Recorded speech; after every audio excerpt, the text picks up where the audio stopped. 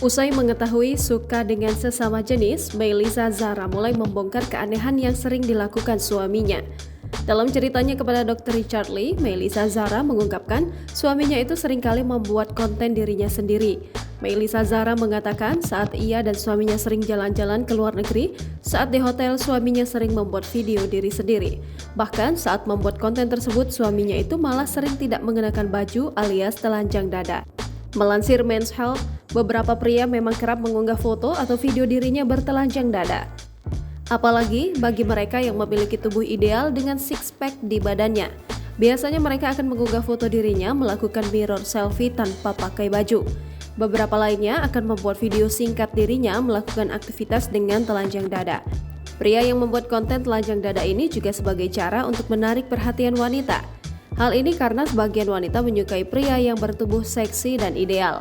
Hal ini membuat wanita nantinya akan mendekatinya. Di sisi lain, foto telanjang dada juga sebagai bentuk keinginan pria untuk mendapatkan validasi dan perhatian orang lain. Mereka ingin menunjukkan kalau dirinya memiliki gaya hidup yang sehat sehingga mempunyai tubuh ideal.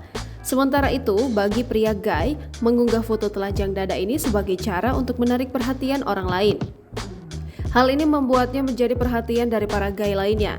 Mereka juga bisa mendapatkan banyak komentar dan like karena unggahan telanjang dada itu. Terlebih lagi, beberapa gay juga sangat menyukai pria telanjang dada. Bahkan mereka juga senang melihat pria straight dengan tubuh yang ideal. Oleh sebab itu, pria gay terkadang sering mengunggah foto atau video telanjang dada untuk menarik perhatian. Terkait kasus Melisa Zara, selain suaminya yang sering membuat konten tanpa pakai baju, ia juga melihat keanehan lainnya. Misalnya, suaminya itu sering meminta berhubungan seks dengan lampu mati. Suaminya juga sering bermain dengan laki-laki lain dan kerap ke rumah selingkuhannya itu.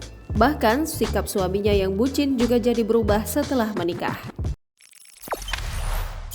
Jangan lupa subscribe, share, komen, dan like ya!